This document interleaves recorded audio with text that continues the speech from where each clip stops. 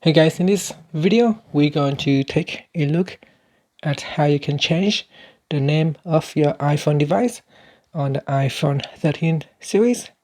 Now this is the iPhone 13 Pro, but you can see it said iPhone 12 Pro. This is because the name is coming from the backup. So what I'm going to do is go back to your home screen by swiping up at the bottom of the screen. And on the home screen, you want to tap on settings.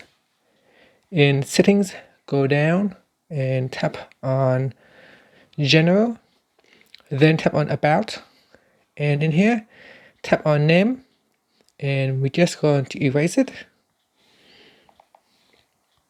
and I'm going to give it a new name.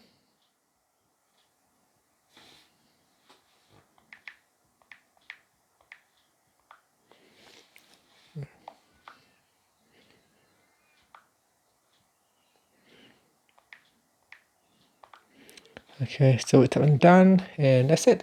So that's how you can change the name of your iPhone device. Thank you for watching this video. Please subscribe to my channel for more videos.